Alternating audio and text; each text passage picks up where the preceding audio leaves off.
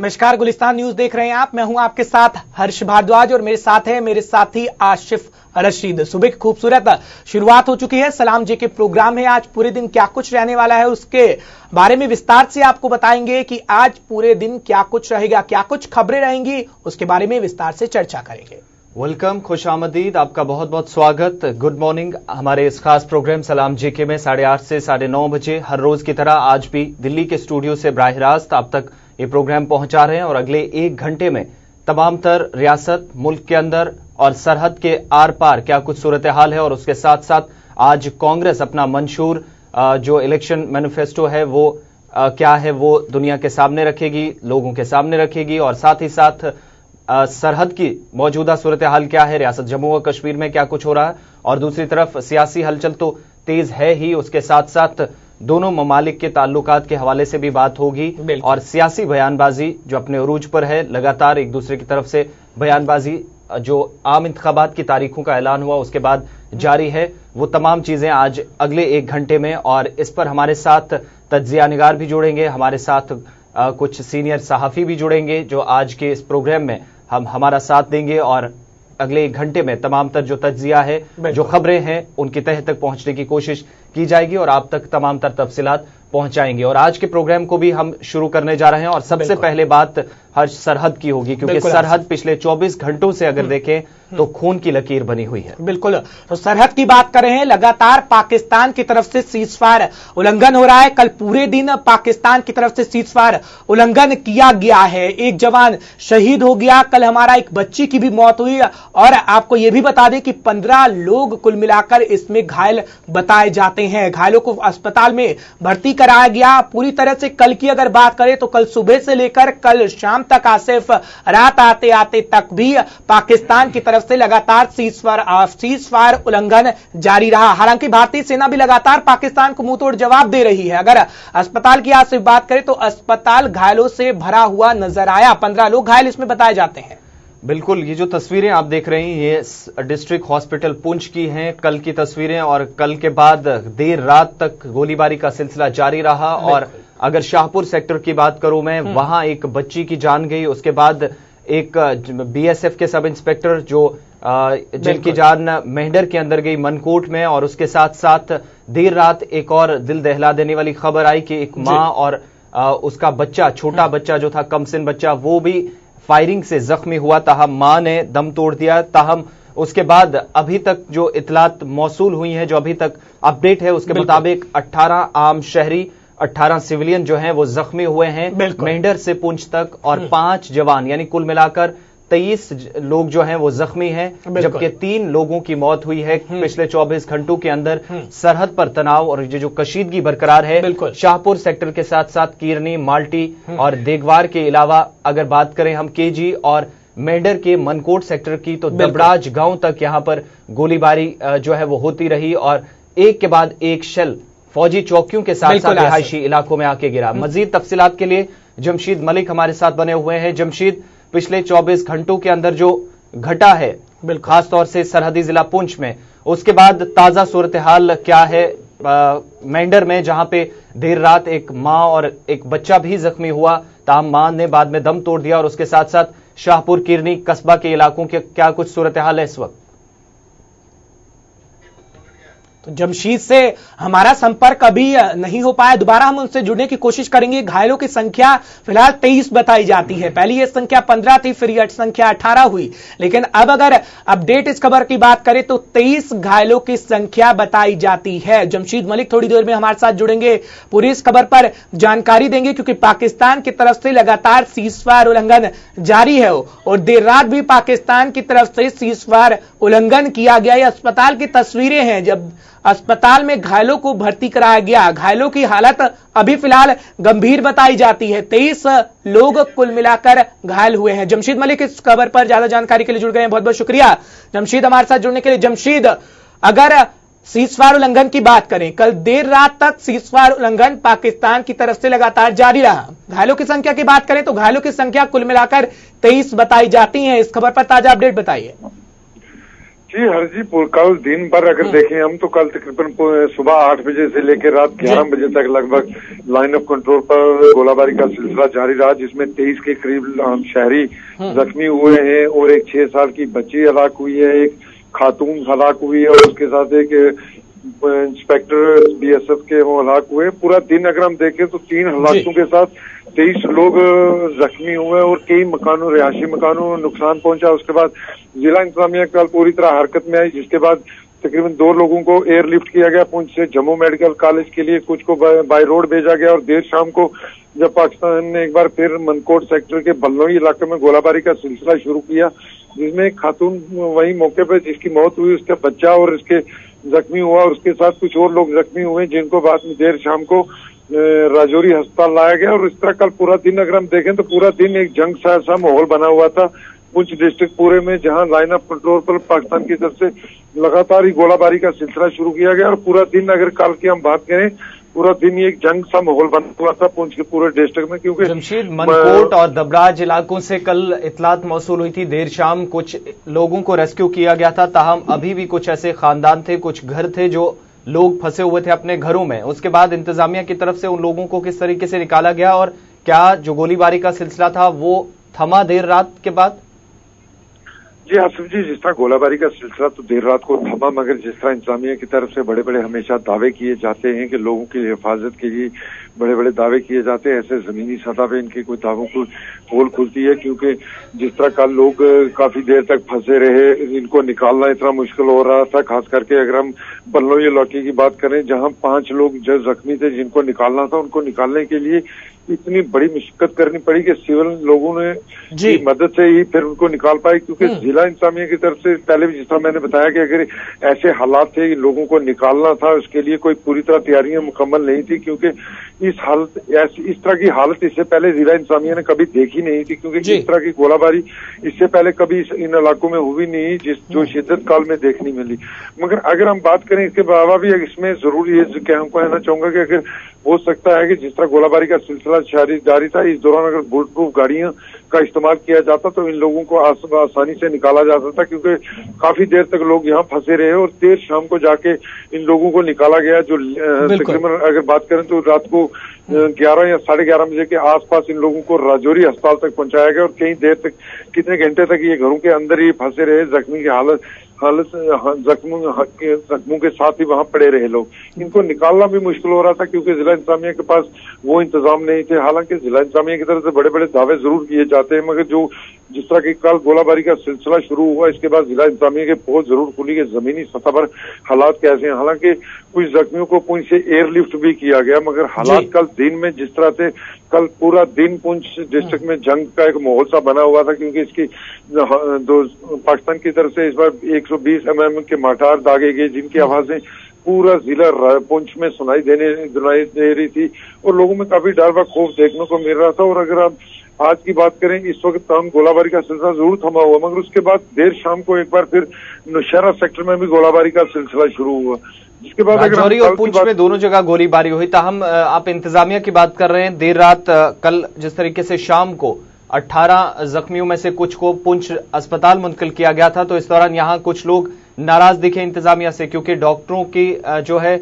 अदम दस्तयाबी की वजह से भी मरीजों को परेशानी उठानी पड़ी है। और ऐसे में जब क्रिटिकल केयर एम्बुलेंसेज की भी कमी रहती है इन इलाकों में, तो इन लोगों के लिए कितनी बड़ी मुसीबतें हैं, क्योंकि इंतजामिया तो दावे किए गए, ताहम कल जब यहां पर खून में लथपथ कम से कम जो 12 लोग थे वो लाए गए, उनकी हालत देखते ही बनती थी, क्योंकि वहां पर तमाम तर इंतजामात नहीं थे। लोगों में नाराजगी और गुस्सा भी जाहिर देखा इंतजामिया के खिलाफ कल, खासतौर से डिस्ट्रिक्ट हॉस्पिटल पुंछ के अंदर।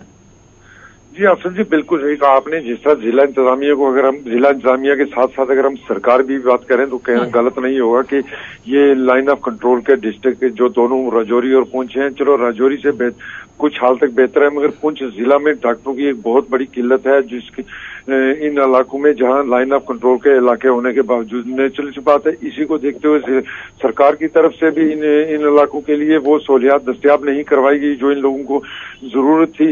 वही दूसरी तरफ लोगों में गम व गुस्सा पाया जा रहा था, उसकी वजह यही थी कि जिला इंतजामिया की तरफ से भी वैसे इंतजाम नहीं किए गए इन लोगों के लिए जो इनको जरूरी उस वक्त करने चाहिए थे, क्योंकि जिला इंतजामिया का, अगर हम आसिफ जी ये कहें कि जिला इंतजामिया इस सोच में ही नहीं थे कि इस हद तक गोलाबारी का सिलसिला शुरू होगा और ये हालात होंगे, तो गलत नहीं होगा, क्योंकि जिला इंतजामिया इस तरह सोच भी नहीं रही थी कि ऐसे हालात बनेंगे। और जब ऐसे हालात बने तो जिला इंतजामिया के आनन फानन में कुछ करना इनके लिए मुश्किल हो गया। मगर फिर भी जिला इंतजामिया पुंछ की अगर हम बात करें तो इन्होंने लास्ट टाइम तक एक जद्दोजहद काम की जारी रखी और लास्ट में कुछ लोगों को एयरलिफ्ट किया गया जम्मू के लिए और कुछ को बाय रोड भी जम्मू के लिए भेजा गया, क्योंकि हालात कल बहुत ज्यादा खराब थे और लोगों की नाराजगी जहां तक है वो जरूर दुरुस्त भी है, क्योंकि सरकार ने भी पुंछ को हमेशा नजरअंदाज किया। पुंछ जिला अस्पताल में आज भी डॉक्टरों की एक भारी किल्लत है कि कई स्पेशलिस्ट डॉक्टर आज भी इस हॉस्पिटल में दस्तयाब नहीं है और लोगों को कहीं अपने इलाज के लिए या राजौरी पहुंचना पड़ता है या जम्मू जाना पड़ता है। और ऐसे हालात में जब कल माहौल जैसे कल हालात बने हुए थे, पुंछ में एक जंग सा समा बना हुआ था, ऐसे हालात में भी डॉक्टरों की किल्लत लोगों के लिए परेशानी का सबब बनती है और लोगों की नाराजगी उस वक्त जायज भी थी। और जिस तरह हालात बने हुए जमशीद, आप लाइन पे बने रहिए। हमारे साथ मोहम्मद यूनुस मलिक मिर्जा साहब हैं जो मेंढर मनकोट से तहसीलदार भी हैं। बहुत शुक्रिया आपका कीमती वक्त देने के लिए। सबसे पहला सवाल मिर्जा साहब, जिस तरीके से जो हालात बने हैं पिछले 24 घंटों के अंदर, सरहद खून की लकीर बनी हुई है और ऐसे में आपके लिए, इंतजामिया के लिए खास तौर से क्या मुश्किलात रही? कल एक तरफ जहां शदीद गोलीबारी हो रही थी तो दूसरी तरफ लोगों को अस्पताल पहुंचाना था, जख्मियों को भी, और कुछ लोगों को रेस्क्यू भी करना था जो मकानात के अंदर फंसे हुए थे फायरिंग की वजह से।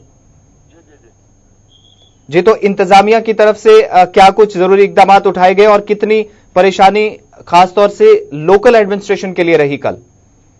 इंतजामिया बराबर लोगों के साथ रास्ते में रही जी, और जो भी रेस्क्यू ऑपरेशन थे उनको दिए, एम्बुलेंस मौके पर गई, पुलिस गई, मैं भी साथ किया, उनको हॉस्पिटल लाया। 5 आदमी जख्मी थे, उनको राजौरी डिस्ट्रिक्ट हॉस्पिटल में रेफर किया गया जी, और एक की डेथ हो चुकी है।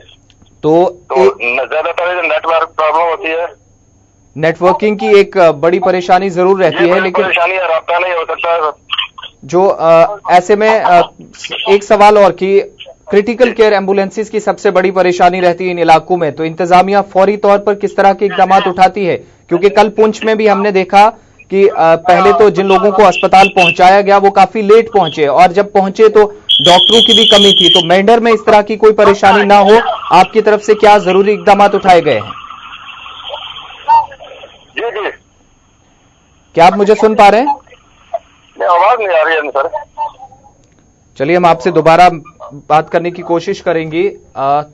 मोहम्मद यूनुस मिर्जा जो कि तहसीलदार हैं मनकोट के, और कल मनकोट में सबसे ज्यादा गोलीबारी हुई है। बिल्कुल। और कल शाम की बात करें तो 5 शहरी जो देर रात जख्मी हुए वो इसी मनकोट के इलाके में हुए, और कई ऐसे घर थे जहां पर जो घरों में लोग फंसे हुए थे, फायरिंग की वजह से शेलिंग हो रही थी, रेस्क्यू करने की कोशिशें की जा रही थी।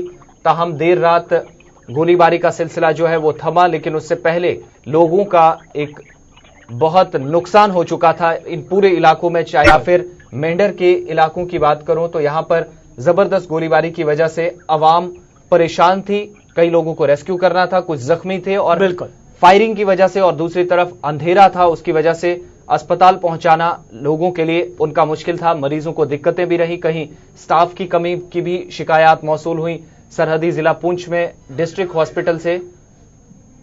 तो सीज फायर लगातार पाकिस्तान की तरफ से जारी है। अगर अब की बात करें तो अभी खामोश जरूर है सरहद, लेकिन पाकिस्तान की तरफ से लगातार सीज फायर उल्लंघन हो रहा है। अब बात करेंगे लोकसभा चुनावों की, क्योंकि लोकसभा चुनाव का बिगुल अब फूका जा चुका है। आसिफ, बयानबाजियां आप देख रहे हैं, बयानबाजी लगातार हो रही है। इसी कड़ी में उमर अब्दुल्ला साहब भी एक बयान दे गए हैं। कल की अगर बात करें, उमर अब्दुल्ला साहब कहते हैं कि कश्मीर में एक अलग से प्रधानमंत्री और राष्ट्रपति होना चाहिए। इससे पहले आपने उमर अब्दुल्ला साहब को सुना। उमर अब्दुल्ला साहब लगातार केंद्र पर हमलावर हैं। वो लगातार कहते हैं कि केंद्र पूरी तरह से कश्मीर में राजनीति कर रही है, कश्मीर के लोगों के साथ खिलवाड़ किया जा रहा है। तो असली हिमायती क्या है? नेशनल कॉन्फ्रेंस ही है। इसके लिए कुछ राजनीतिक प्रक्रिया भी आसिफ हम जरूर लेंगे लोगों से।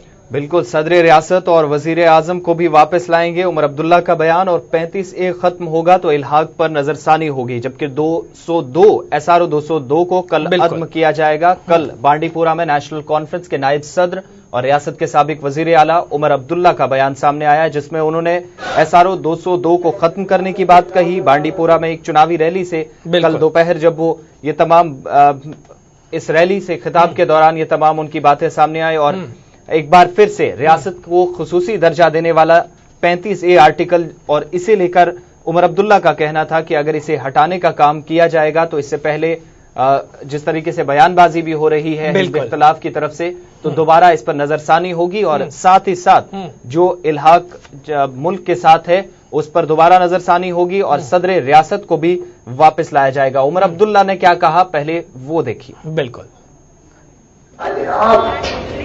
जम्मू कश्मीर बाकी रियासतों की तरह नहीं है। बाकी रियासत बिना शर्त करके हिंदुस्तान में मिल गए। हमने शर्तें रखी, हम मुफ्त में नहीं है। हमने अपनी पहचान को बनाए रखने के लिए आईन में कुछ चीजें दर्ज कराई। हमने कहा हमारी पहचान अपनी होगी, हमारा आईन अपना होगा, हमारा झंडा अपना होगा। हमने उस वक्त अपना सदर रियासत और वजीर आजम भी रखा था जो उन्होंने काटा, इंशाल्लाह उसको भी हम वापस ले आएंगे।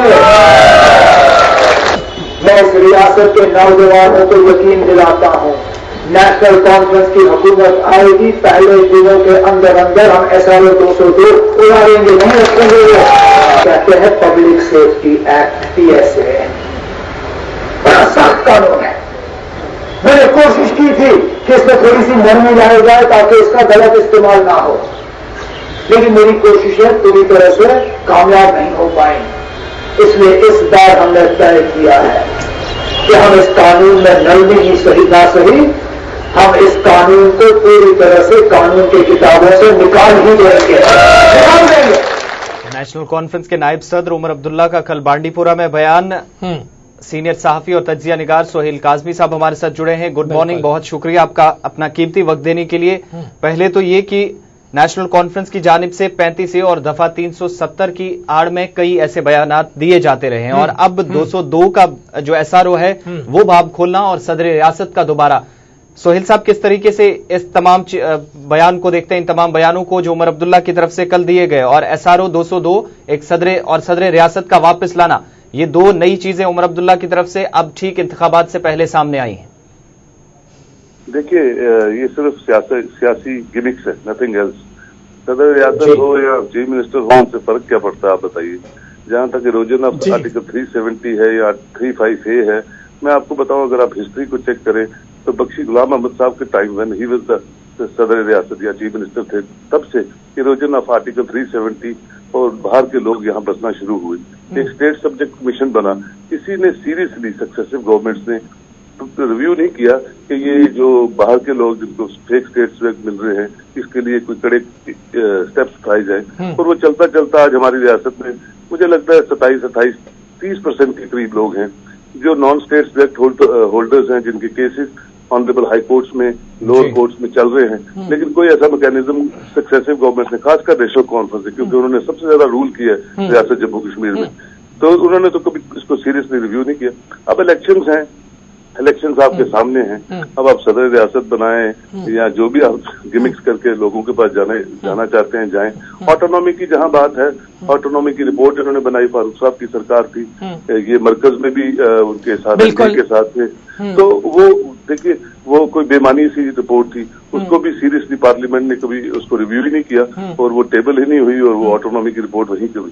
लेकिन इनके अपने एजेंडाज हैं, इनके अपने मैनिफेस्टोज हैं और इलेक्शन के दिनों में बड़ी चीजें याद आती है, अच्छी बात है। लेकिन लोग जो है आज डेवलपमेंट के लिए, एम्प्लॉयमेंट के लिए, नॉर्मल हालात के लिए परेशान हैं और वो जानते हैं। और आज वैसा दौर नहीं है कि आपने बांडीपुर में कोई बात की और उसके 2 महीने बाद जम्मू में वो बात पता चलेगी।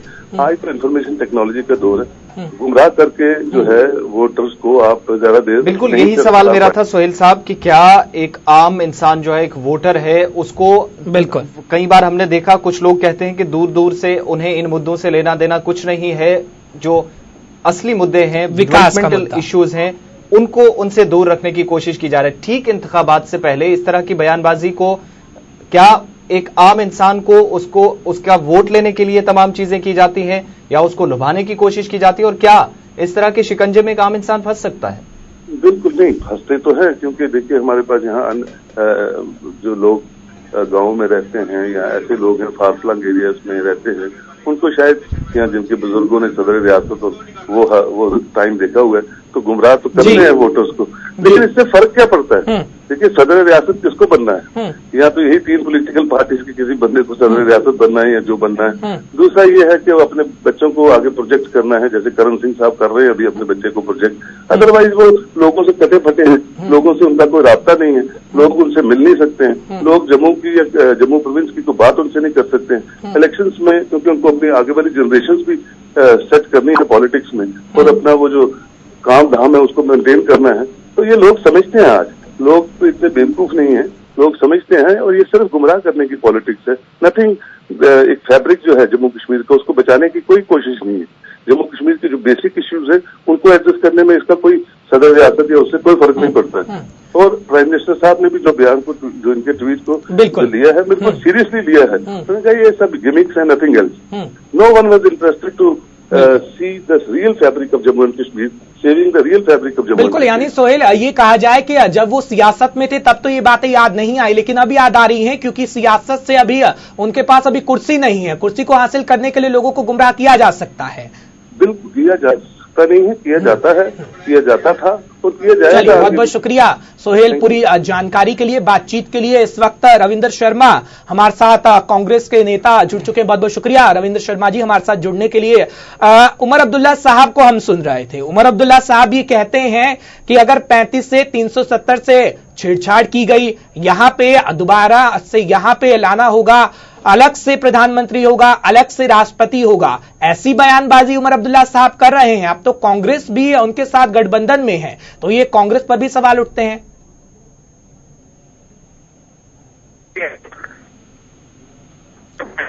जी, क्या हमारी आवाज आप तक पहुंच पा रही है? आती है, लेकिन तो मैं समझ पाया, मैं उसका जवाब दे रहा हूं कि यहाँ तक स्पेशल स्टेटस की बात है दफा 370 के तहत जी, वो उस पे हमारी राय ये है कि इसको छेड़खानी नहीं करनी चाहिए जी। और जब तक माननीय सुप्रीम कोर्ट में मामला पेंडिंग भी है 35A का उन चीजों का, तो उसमें कुछ लोग इस तरफ से जब विवाद बनाते हैं उसका वहां से विरोध होता है, और इसलिए हम तो ये मानते हैं कि इंदिरा गांधी और शेख मोहम्मद अब्दुल्ला के बीच में जो एक समझौता आकार 1975 में हुआ था, जब उनको मुख्यमंत्री बनाया गया था, उसको आधार मान करके कोई भी सेंट्रल स्टेट डायलॉग की फाउंडेशन जो है वो जिंदा शेख आकार है। और हम ये मानते हैं कि रिवर्स जो जड़ी की सुइयां हैं वो आगे चल चुकी हैं। वो इस तरह से किसी अपनी अपनी पार्टी का एजेंडा होता है, और वो तो एजेंडा उनका आज से नहीं है। जब वो एनडीए में थे तभी उनकी यही थी कि रेस्टोरेशन ऑफ ऑटोनॉमी 1953 पहले जो पीडीपी जिसके साथ भारतीय जनता पार्टी कल तक गठबंधन में थी, वो तो इससे भी पीछे जा करके सेल्फ रूल 47 की बात करते हैं। अपनी अपनी पार्टी का उनका मंशूर हो सकता है, लेकिन सेंट्रल स्टेट डायलॉग जो होगा वो आईने हिंद के अंदर होगा, वो एक अलग बात है। लेकिन हम जम्मू कश्मीर को इंटीग्रल पार्ट मानते हैं, इंटीग्रल पार्ट रहेगा, कोई इसको दूर नहीं कर सकता। आइन के अंदर जब कोई बातचीत होगी तो यही तो एक बातचीत का रास्ता है कि टेबल पे आइन के अंदर दफा 370 भी तो हिंदुस्तान आइन का हिस्सा है। बिल्कुल रविंद्र जी, 370 पर बात मिलके आप करते आए हैं और आपका मानना है कि आगे भी करेंगे खसूसी दर्जे को बचाने के लिए। ताहम कल जो बयान उन्होंने दिया है उमर साहब का वजीर आजम को या सदर रियासत को लेकर, तो वजीर आजम नरेंद्र मोदी का भी वापस पलटवार हुआ है कि महागठबंधन है और सबसे बड़ी जमात जो है रियासत से नेशनल कॉन्फ्रेंस उसका हिस्सा है, और ऐसे में जवाब कांग्रेस को भी देना पड़ेगा। देखिए, एनडीए का हिस्सा रही है उमर अब्दुल्ला साहब की पार्टी, पीडीपी के साथ गठबंधन रहा जो सेल्फ रूल मांगते थे। आज भारतीय जनता फ्रस्ट्रेशन में हमसे सवाल पूछती है, कहते थे कि 370 को तोड़ेंगे, उन्होंने कहा कि हम इस पर बात नहीं करेंगे। ये चुनाव के टाइम इन लोगों को क्यों याद आता है कि ये दोनों पार्टियां देशद्रोही हो गई, ये अलगाववादी हो गई, और क्या क्या कहते हैं। चुनाव के बाद क्या होगा, चुनाव से पहले गठबंधन होता है। हमारा तो एक कंसिस्टेंट स्टैंड है अपनी पार्टी का। हमारा उनके साथ सीट शेयरिंग है, लेकिन इसका मतलब ये नहीं कि हम उनका एजेंडा, उनकी आइडियोलॉजी को पूरी तरह से शेयर करते हैं। ये मतभेद रहेंगे, लेकिन कई शेयर व ओपिनियन, कई फार्मूले जो है लद्दाख ग्रुप जो है वो देंगे। जब कोई कंप्रिहेंसिव डायलॉग होगा between central state, the relationship of state with the central with in the constitution can be looked into, but that doesn't mean कि जेएनके के इंटीग्रल पार्ट पे कोई सवाल खड़ा कर सकता है। मैंने पहले वादा किया कि जड़ी की सुइयां वापस नहीं हो सकती। जो दर्जा है ये प्रधानमंत्री और राष्ट्रपति जो उस वक्त सादिक साहब की गवर्नमेंट ने, हमारी गवर्नमेंट ने इसको दूर किया था, तो इससे जल्द संदेश जाते हैं। लेकिन कोई पार्टी इस मुद्दे को उठाती है चुनाव के लिए, वो उनका नाम। चलिए आप हमारे साथ बने रहिए। रविंद्र शर्मा जी, बीजेपी से इस वक्त ब्रिगेडियर अनिल गुप्ता साहब हमारे साथ जुड़ चुके हैं। बहुत बहुत शुक्रिया अनिल गुप्ता जी हमारे साथ जुड़ने के लिए। हमने उमर अब्दुल्ला को सुना, नेशनल कांफ्रेंस के उमर अब्दुल्ला को सुना। अभी रविंद्र शर्मा जी से हमारी बात हो रही थी, कांग्रेस के नेता हैं उमर अब्दुल्ला साहब। ये कहते हैं अगर 35 से 370 से छेड़छाड़ की गई, किसी भी तरह से छेड़छाड़ की गई, हम उसके खिलाफ रहेंगे। जम्मू कश्मीर में अलग से राष्ट्रपति प्रधानमंत्री लाना होगा। उनकी ये सब बातें हैं। हालांकि लोकसभा चुनाव है, ऐसी बयानबाजी होनी लाजमी है। प्रधानमंत्री नरेंद्र मोदी का भी रिएक्शन सामने आया। वो कहते हैं कि कांग्रेस देश विरोधी भाषा हमेशा से बोलती है। नेशनल कॉन्फ्रेंस कांग्रेस के साथ इस बार गठबंधन में तो ये आखिर ये कैसी सियासत चल रही है? नेशनल कॉन्फ्रेंस लगातार जुमलेबाजी कर रही है, सियासत कर रही है, लेकिन जम्मू कश्मीर में अलग से राष्ट्रपति और अलग से प्रधानमंत्री को लेकर अब उमर अब्दुल्ला साहब बोले। देखिए, जो जुमलेबाजी नहीं है, बहुत सीरियस मामला है जी, नेशनल इंटीग्रेशन का मामला है। उमर अब्दुल्ला को चाहिए कि सबसे पहले वो अपने दादा मरहूम शेख अब्दुल्ला से पूछे बिल्कुल कि उन्होंने जो 1975 में मुआहदा किया था इंदिरा गांधी के साथ, और उसके बाद उन्होंने गवर्नर के नीचे चीफ मिनिस्टर की शपथ ली थी, हल्फ ली थी जी, तो इस निजाम से उस वक्त वो सहमत हुए, उन्होंने इस निजाम को रजामंदी दी। बिल्कुल। तो क्या ये जो उमर अब्दुल्ला कह रहे हैं जो नेशनल कॉन्फ्रेंस की पॉलिसी है या उनकी जाती राय है? अगर नेशनल कॉन्फ्रेंस की पॉलिसी होती तो शेख अब्दुल्ला के फर्जंद फरूख अब्दुल्ला भी शपथ नहीं लेते। बिल्कुल। और फरूख अब्दुल्ला के फर्जंद उमर अब्दुल्ला जो कह रहे हैं वो भी ये शपथ नहीं लेते गवर्नर के नीचे। गवर्नर के नीचे उन्होंने काम किया है एज ए चीफ मिनिस्टर। उस वक्त कहां पर गए? और ये बात करते हैं 1953 ग्रेटर ऑटोनॉमी और ये सब बातें। जब ग्रेटर ऑटोनॉमी की इनकी रिपोर्ट नामंजूर कर दी सेंट्रल गवर्नमेंट ने, बिल्कुल, तब तो ये कुर्सी के लिए सरकार में बैठे रहे, चिपके रहे अपनी कुर्सी के साथ। तब इनको लोगों की या कश्मीरियों की याद नहीं आई। आज ये गड़ियाली आंसू बहा के कश्मीरियों से वोट मांग रहे हैं, क्योंकि इनको मालूम है कि इनका जनाधार कश्मीर में खत्म हो चुका है। इसीलिए आपने देखा किस प्रकार इनके बारामूला के कैंडिडेट बिल्कुल ड्रोन ने बिल्कुल दहशत गर्दों को अपील की कि आप मुझे मदद कीजिए जीतने के लिए। उसके पहले इन्होंने कहा कि हमारा जो कार्यकर्ता है वो सच्चा मुजाहिदीन है। तो ये दहशत गर्दों और जिहादियों से मदद देके इलेक्शन जीतने की कोशिश कर रहे हैं, क्योंकि जनाधार जो है वो खो चुके हैं। बिल्कुल अनिल जी, जनता जनार्दन है, जनता इसका जवाब देगी। लेकिन जनता को पूरी तरह से अगर बात करें नेशनल कॉन्फ्रेंस की तो ये गुमराह किया जा रहा है। जनता के हम लगातार गुलिस्तान न्यूज लगातार ग्राउंड जीरो पे जा रहा है, लोगों से बातचीत कर रहा है। लोग आम लोग चाहते हैं, विकास चाहते हैं, लेकिन विकास का नाम किसी भी राजनीतिक पार्टी के मुंह पे नहीं है। उमर अब्दुल्ला लगातार कश्मीर के 35 से और 370 को लेकर कह रहे हैं, पीडीपी हो चाहे नेशनल कॉन्फ्रेंस हो कोई राजनीतिक पार्टी। हम विकास की बात कर रहे हैं, हम तो गिना रहे हैं कि हमने क्या विकास किया है जी। हम तो गिना के बता रहे हैं कि हमने क्या विकास किया है। और आपको मैं एक चीज बताऊं, ये बड़ी मैं कहूंगा बदकिस्मती है कश्मीर की कि वहां की मेन स्ट्रीम पोलिटिकल पार्टी जो अपने को मेन स्ट्रीम कहती हैं, वो उन कश्मीरियों के साथ बार बार झूठ बोलती हैं। देखिए किस प्रकार उमर अब्दुल्ला ने आज भी कहा कि हमने जो एक्सेशन की थी वो कंडीशनल थी जी। पहली बात एक्सेशन उमर अब्दुल्ला ने नहीं की थी, जब लोगों ने नहीं की थी, महाराजा ने की थी। इंस्ट्रूमेंट एक्सेशन साइन करने की जिम्मेवारी सिर्फ हक जो था वो महाराजा साहब को था, और जो उन्होंने इंस्ट्रूमेंट एक्सेशन साइन किया उस इंस्ट्रूमेंट एक्सेशन में और बाकी 500 महाराजाओं ने जो किया, किसी कॉमा फुल स्टॉप का फर्क नहीं था। और ये लोगों को गुमराह करते हैं कि हमने बशर्ता ये किया वो किया। कि अगर ये सच्चाई हकीकत लोगों को बताएं और लोगों को ख्याली पुलाव जो है वो ना खिलाएं, उनको झूठे सपने ना दें, तो कश्मीर के अंदर जो मुश्किलातें आ रही हैं वो हल हो सकती हैं और कश्मीर के अंदर भी तरक्की हो सकती है, लेकिन ये नहीं चाहते हैं। ये चाहते हैं कि अपनी जेबें भरते रहें, अपना जो माल है उसको लूटते रहें, खुद करोड़पति और अरबपति बनते रहें, आम कश्मीरी जो है वो रोटी के लिए तरसता रहे। अनिल जी, नेशनल कॉन्फ्रेंस ये भी कहती है कि 202 SRO उसको कलअदम किया जाएगा, PSA को किताब से हटा दिया जाएगा, जबकि दूसरी तरफ से कल वजीर आजम का भी जवाब आया। उन्होंने कहा कि कांग्रेस जो है वो इसका जवाब दे अलाई है इसका, और बहुत बड़ी पार्टी है महागठबंधन में अगर एक बात करें नेशनल कॉन्फ्रेंस की। तो ऐसे में कांग्रेस को आपको नहीं लगता कि अपना स्टैंड क्लियर करना चाहिए, खासतौर से इन मुद्दों में जो चुनावी मुद्दे बने हुए हैं?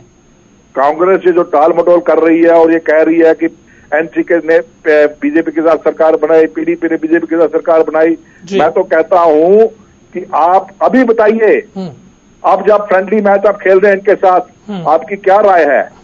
आप क्या आप कहते हैं कि आप ये सब चीजें मानेंगे?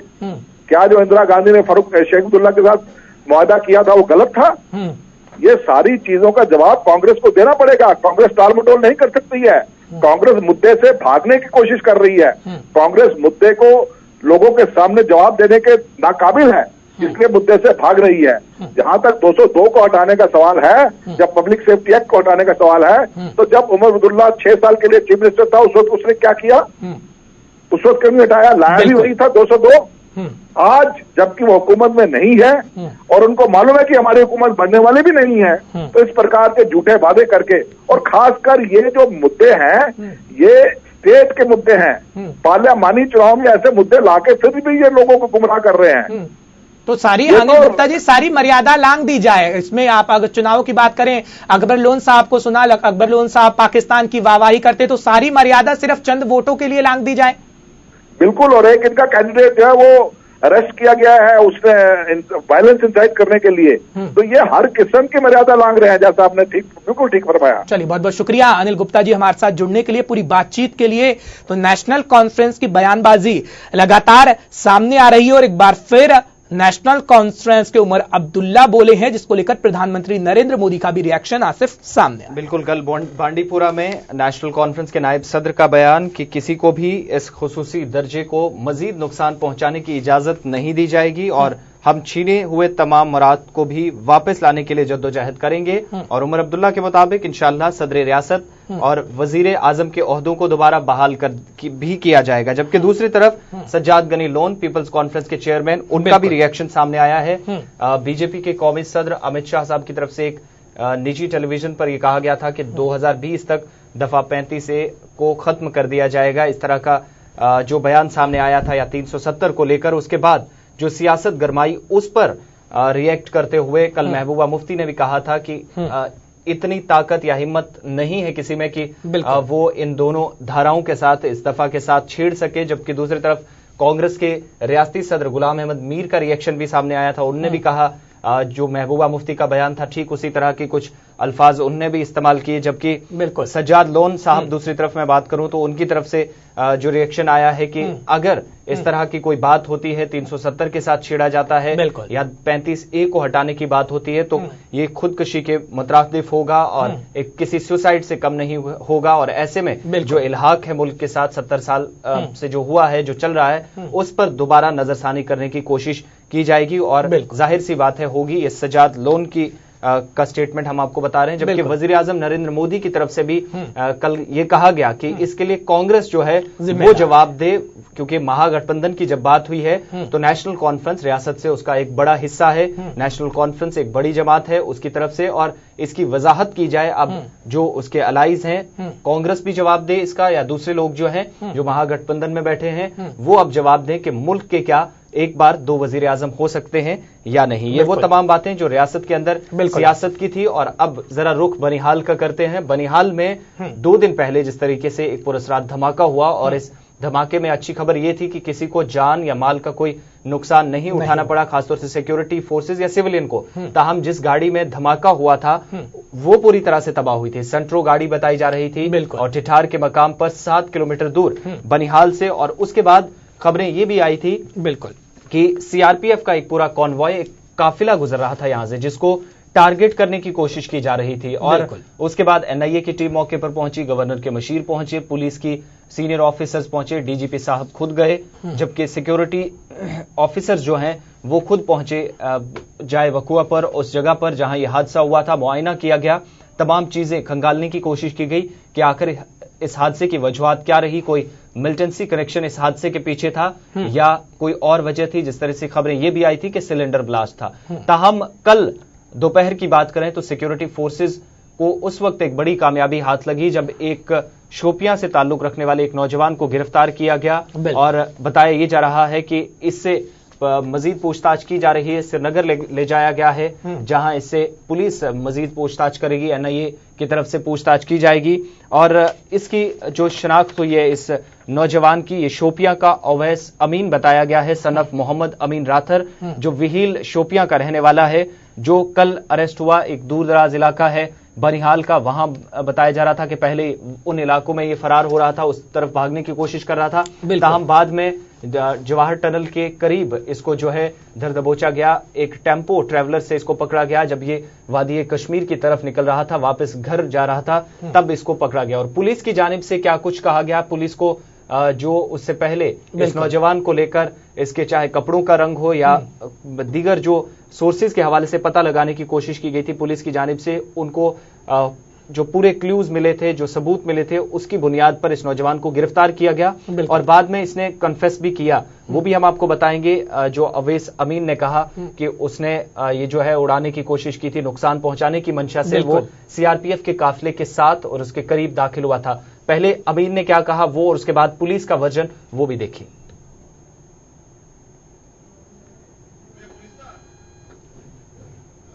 तो पुलिस का इसके बाद क्या कुछ कहना था, डीजीपी दिलबाग सिंह साहब मीडिया से इसके बाद रूबरू हुए, प्रेस कॉन्फ्रेंस हुई, वो देखिए।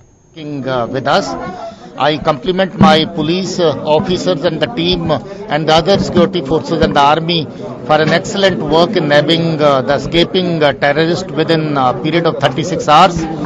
This is a big success for the forces. Sir, what has he told? What was his aim? To blow up the CRPF convoy? Aim obviously was to cause damage to the CRPF convoy. So we are lucky that we have escaped that kind of damage. Sir, have you disclosed that how many other Fidains are still there? Nothing. Within 36 hours, finally, you had been able to nab the person who was responsible for car bombing. What were the challenges you faced and how you were able to nab him? First, I would say our team, especially the police leadership, is very, very sensitive to anything of this nature happening in our vicinity on the national highway. We are always concerned about the security of our people and the security of our convoys. It was a sad incident. It happened on the highway. And the moment it happened, everyone swung into action. My IG, my DIG, my other people on the ground. And they started working on all the possible clues.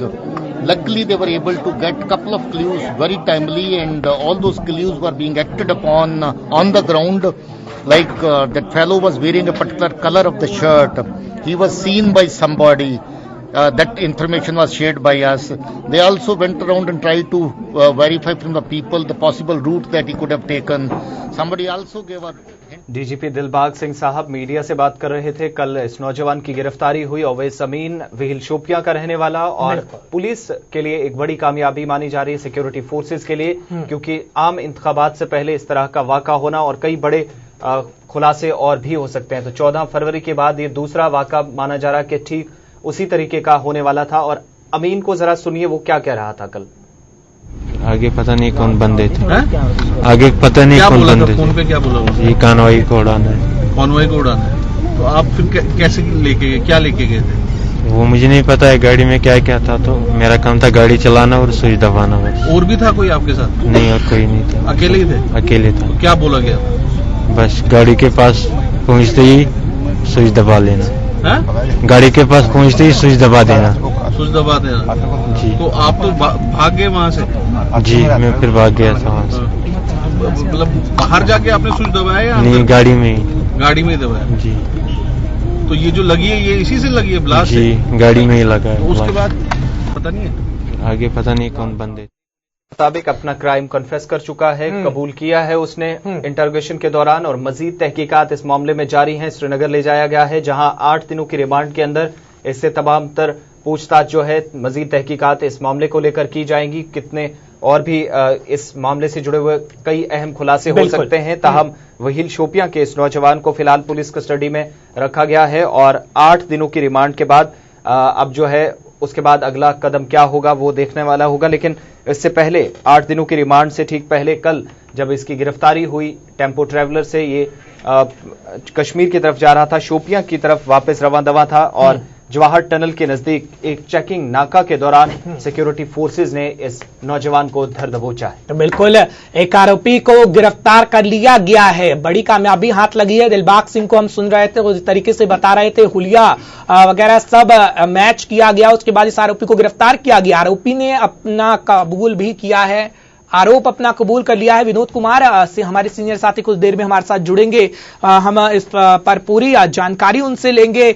अभी फिलहाल आरोपी को गिरफ्तार कर लिया गया है। आरोपी ने अपना कबूलनामा भी कर लिया है कि उसने ये ब्लास्ट करने किया था, और पूरी तरह से कोशिश की गई थी। जिस तरीके से हम सुन रहे थे, आरोपी क्या कुछ कह रहा था कि उसे सिर्फ ये कहा गया था कि गाड़ी में जाए और स्विच दबाए। जिस तरीके से ये ब्लास्ट हुआ, गनीमत ये रही कि इस ब्लास्ट में किसी कोई हताहत नहीं हुआ। तो एक बड़े आतंकी हमले को अंजाम देने की कोशिश की जा रही थी, लेकिन वो पूरी तरह से अंजाम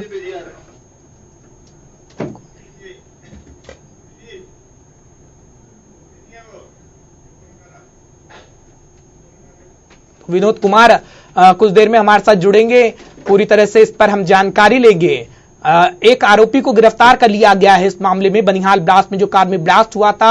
आरोपी ने अपना आरोप भी कबूल कर लिया है, और विनोद कुमार कुछ देर में हमारे साथ जुड़ेंगे। बनिहाल के नजदीक जो धमाका हुआ था, कार में पुरस्कार धमाका, और उसके बाद कोशिशें लगातार तेज हो गई थी सिक्योरिटी फोर्सेज की जानिब से, और कल बनिहाल के नजदीक जवाहर टनल के करीबी इलाके में इस शोपियां के एक नौजवान को गिरफ्तार किया गया, और पुलिस के मुताबिक जवाहर टनल के नजदीक मुसाफिर गाड़ी से इस नौजवान को हिरासत में लिया गया, जिसका नाम अवैस अमीन बताया गया है। और इस मुश्तबा नौजवान की शनाख्त अवैस अमीन के तौर पर पुलिस के मुताबिक हुई है, और साकिन वहील शोपियां के तौर पर रहने वाला है। तो ये तमाम सियासी खबरें जो रियासत जम्मू और कश्मीर की थी, और साथ ही साथ बनिहाल से जुड़ी, और सिक्योरिटी सूरत के अलावा सरहद के क्या कुछ हालात हैं वो हमने आप तक पहुंचाए। और अब बात जरा दिल्ली की। बिल्कुल, तो बात दिल्ली की कर रहे हैं, बात करेंगे कांग्रेस की आसिफ, क्योंकि लोकसभा चुनाव का बिगुल तो फूका जा चुका है, तारीखों का ऐलान भी किया जा चुका है, उम्मीदवारों के नामांकन भरने की प्रक्रिया भी लगातार जारी। अगर कांग्रेस की बात करें तो कांग्रेस आज अपना घोषणा पत्र जारी करेगी, उसमें कई लुभावने वादे भी हो सकते हैं। जिस तरीके से राहुल गांधी का पिछले दिनों बयान आया था कि हम हर गरीब के खाते में पैसा डालेंगे, 12,000 रुपए से ज्यादा इनकम कर दी जाएगी। साथ ही साथ उन्होंने किसानों को लेकर भी कहा कि घोषणा पत्र जारी करेंगे तो उसमें किसानों का पूरी तरह से कर्जा माफ करेंगे। तो राहुल गांधी ने पूरी तरह से ये कहा था, घोषणा पत्र कांग्रेस जारी करेगी। निशांत राय कुछ देर में हमारे साथ जुड़ेंगे, इस खबर पर पूरी जानकारी देंगे। कांग्रेस आज अपना घोषणा पत्र जारी करेगी, इसमें ये देखने वाली बात होगी क्या 2014 के बड़े वादों को राहुल गांधी दोहराएंगे, यानी कांग्रेस 2014 के बड़े वादे को दोहराएगी या नहीं, क्योंकि आज कांग्रेस का घोषणा पत्र जारी होगा। राहुल लोकसभा चुनाव को लेकर घोषणाओं की तलवार को तेज धार देते भी दिखाई देंगे। मैनिफेस्टो में रोजगार, पर्यावरण, शहरीकरण भी होगा, यानी फोकस होगा। हालांकि इस बार राहुल की घोषणाएं जो भी हो, लेकिन न्यूनतम आय योजना जो है वो एकदम अहम बनी हुई है कांग्रेस के लिए, क्योंकि न्यूनतम आय के लिए कांग्रेस लगातार बोल रही है। इस पर रोजगार, गरीबों की मदद, महिला, स्टूडेंट, जीएसटी, स्वास्थ्य, उद्योग की नई घोषणाएं भी पूरी तरह से कांग्रेस कर सकती है। निशांत इस पर ज्यादा जानकारी के लिए हमारे साथ जुड़ गए हैं, बहुत बहुत शुक्रिया निशांत हमारे साथ जुड़ने के लिए। निशांत, कांग्रेस आज अपना मैनिफेस्टो जारी करेगी, घोषणा पत्र जारी करेगी, सबकी नजरें कांग्रेस पर है, क्योंकि क्या कांग्रेस 2014 में जो उसने वादे किए थे क्या उससे ही वो दोहराएगी या कुछ नया भी देखने को मिल सकता है, क्योंकि इसमें जो न्यूनतम इनकम है उसकी बात सबसे ज्यादा की गई है। राहुल गांधी का पिछले दिनों बयान भी आया था, और अब घोषणा पत्र में ये देखा भी जा सकता है। देखिए, सीधे तौर पर कांग्रेस न्याय अपने घोषणा पत्र में लेकर आएगी, और उसने घोषणा पत्र का नाम भी अन्याय से न्याय तक दिया है। जो न्याय स्कीम है उसको लेकर कांग्रेस अध्यक्ष राहुल गांधी लगातार अपने भाषणों में उसका इस्तेमाल कर रहे हैं। कल एक बड़ी बात और राहुल गांधी ने कही कि 20 लाख जो केंद्र सरकार की नौकरियां खाली हैं उनको एक निश्चित समय सीमा पर भर दिया जाएगा। इसके अलावा घोषणा पत्र में किसानों की कर्ज माफी को रखा जाएगा। और बात की जाए इसके अलावा घोषणा पत्र में जो मध्यम वर्ग है उसके लिए कई सारी चीजें हो सकती हैं। कुल मिलाकर देखने वाली बात यह होगी कि कांग्रेस ने जो 2014 में अपना घोषणा पत्र लाई थी और जो 2019 में घोषणा पत्र लाएगी, दोनों में एक बड़ा बदलाव देखने को मिलेगा। खासकर कांग्रेस ने जिस तरीके से अपनी स्ट्रेटजी पिछले कुछ सालों में बदली है, सबसे बड़ी बात है कि राहुल गांधी पहली बार खुलकर गरीबों के लिए या तमाम ऐसे वर्गों की बात करने लगे हैं जिसको लेकर कांग्रेस पहले खुलकर बात नहीं करती थी। इंतजार करना होगा, कुछ ही देर बाद कांग्रेस का घोषणा पत्र आएगा। घोषणा पत्र में क्या होगा? किसानों को फसल के सही दाम देने की बात हो, उनके उत्पादकों के लिए विश्व बाजार की स्थापना करना हो, जबकि साथ ही साथ कर्ज माफी की आपने बात की, जबकि नीति आयोग को खत्म करने की बात। क्या ये तमाम चीजें इससे पहले महज बयानबाजी तक ही सीमित थी या आज उम्मीद है कि आज रिटर्न में तमाम चीजें सामने आ जाएंगी? बिल्कुल, कांग्रेस के विजन डॉक्यूमेंट में ये तमाम चीजें हमें देखने को मिलेंगी। और क्योंकि इस बार जो लड़ाई है वो कांग्रेस वर्सेस राहुल वर्सेस प्रधानमंत्री नरेंद्र मोदी है, विपक्ष जो है वो एक थर्ड फ्रंट की ओर जा रहा है। क्योंकि अगर उत्तर प्रदेश की बात करें सपा बसपा की, कांग्रेस को यहाँ पर इन्होंने गठबंधन में शामिल नहीं किया। इसी तरीके से उड़ीसा में बीजेडी ना तो कांग्रेस के साथ है ना एनडीए के साथ है। तेलंगाना में टीआरएस ने अभी तक किसी भी पॉलिटिकल पार्टी का दामन नहीं थामा। तो कुल मिलाकर कांग्रेस को अपनी मजबूती दिखानी होगी और कोशिश यही रहेगी कि सबसे ज्यादा सीटों के साथ कांग्रेस आए, ताकि राहुल गांधी के चेहरे पर जो है वो पूरा विपक्ष एक बार सहमत हो। बिल्कुल अनिशांत, किसानों की हम बात करें, किसानों का कर्जा माफी के लिए कह रही है, हालांकि 3 राज्यों में कांग्रेस की सरकार आई, किसानों का कर्जा माफ हुआ। लेकिन अगर अर्थशास्त्रियों की बात करें, अर्थशास्त्रियों का लगातार ये कहना है कि अगर कांग्रेस आगे चल के ऐसा करती है तो उसमें अर्थव्यवस्था पर बुरा असर भी पड़ सकता है। तो क्या कांग्रेस कुछ ऐसी रणनीति तैयार करेगी जिससे किसानों को कर्जा पूरी तरह से माफ होगा और देश में फर्क भी नहीं पड़ेगा? देखिए, चुनावी घोषणा पत्र में राजनीतिक दल किसी भी अर्थशास्त्र और किसी भी नीति शास्त्र को नहीं देखते हैं। उनका एक मुख्य उद्देश्य होता है कि किसी भी तरीके से वोटर उनसे प्रभावित हो और प्रभावित होकर वोट कर दें। हालांकि सत्ता में आने के बाद से वादे रह जाते हैं और ये कांग्रेस के साथ नहीं, यही बीजेपी के साथ है या कोई भी राजनीतिक दल हो। आम आदमी पार्टी की अगर दिल्ली में बात की जाए तो जाहिर सी बात है कि घोषणा पत्र में क्या वादे आते हैं। हालांकि राहुल गांधी डेडलाइन दे रहे हैं। डेडलाइन पहली बार कोई राजनीतिक इस तरीके का कदम उठा रहा है कि नौकरियों के लिए डेडलाइन दिया जा रहा है। तो एक बेहतर कदम है लोकतंत्र में राजनीतिक दलों को अपने जो वादे हैं अगर उसको लेकर वाकई ईमानदारी से काम करें तो बड़ा बदलाव देखा जा सकता है। बहुत शुक्रिया निशांत पूरी जानकारी के लिए, हमारे साथ बातचीत के लिए। तो कांग्रेस आज अपना घोषणा पत्र जारी करेगी, उसमें कई तमाम बातें हो सकती हैं। वोटरों को लुभाने के लिए कई सारे वादे भी किए जा सकते हैं, या फिर ये भी खबरों में सामने आ रहा है कि क्या 2014 में जो कांग्रेस ने वादे किए थे क्या 2019 में भी वही देखने को मिलेगा, या फिर कांग्रेस अपने घोषणा पत्र में कुछ बदलाव लेकर आएगी। पहले ही राहुल गांधी इस साफ कर चुके हैं कि किसानों का कर्जा माफ कर दिया जाएगा अगर कांग्रेस की केंद्र में सरकार आती है। साथ ही साथ रोजगार को लेकर भी वो बोले हैं कि रोजगार, हर युवा को रोजगार मिलेगा। साथ ही साथ न्यूनतम आय को लेकर भी राहुल गांधी पहले ही ये साफ कर चुके हैं। तो अब देखने वाली बात होगी कि जब घोषणा पत्र कांग्रेस जारी करेगी तो उसमें क्या कुछ लुभावन वादे कांग्रेस की तरफ से किए जाएंगे।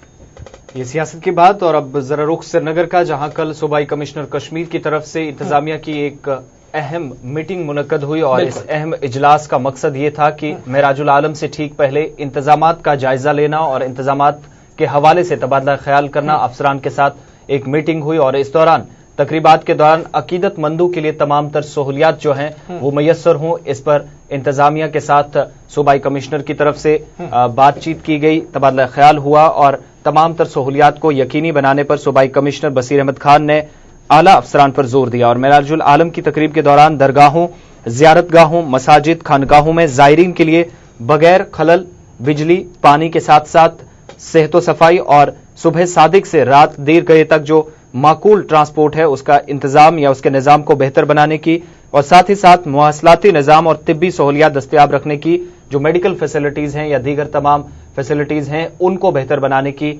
सूबाई कमिश्नर की तरफ से इंतजामिया को हिदायत जारी की गई और उन्हें खुसूसी तौर पर दरगाह हजरत बल, आसार शरीफ और साथ ही साथ शहरी कलाशपुरा जैसी बड़ी खानकाहों में तमाम तर सहूलियात मुयस्सर रखने पर जोर दिया ताकि दौरान शब तमाम जायरीन जो है मेराजुल आलम की तकरीबात के दौरान किसी किस्म की मुश्किलात का सामना ना करना पड़े। आज के प्रोग्राम में इस शुमारे में बस इतना ही और 8:30 से 9:30 बजे ये खास प्रोग्राम सलाम जेके में तमाम मुद्दे रियासत और मुल्क की वो 24 घंटों में तमाम खबरें जो सुर्खियों में बनी रहती है उन पर हम बात करते हैं और आज भी की। और इस प्रोग्राम के हवाले से आपको मैं इतना बता दूं कि इसमें ना सिर्फ खबर आपको दिखाई जाती है बल्कि उसकी तह तक जाने की कोशिश की जाती है और आप हमें अपनी फीडबैक से भी जरूर अपनी फीडबैक्स हमें दे सकते हैं, अपनी राय का इजहार कर सकते हैं ताकि इस प्रोग्राम में जो कमियां हैं उनको हम दूर कर सकें। बिल्कुल, तो आज के प्रोग्राम में बस इतना ही। कल फिर आपके सामने बहुत कुछ खास और नया लेकर हाजिर होंगे। मुझे हर्ष भारद्वाज और मेरे साथी आसिफ को इस वक्त इजाजत दें। नमस्कार, अल्लाह हाफिज।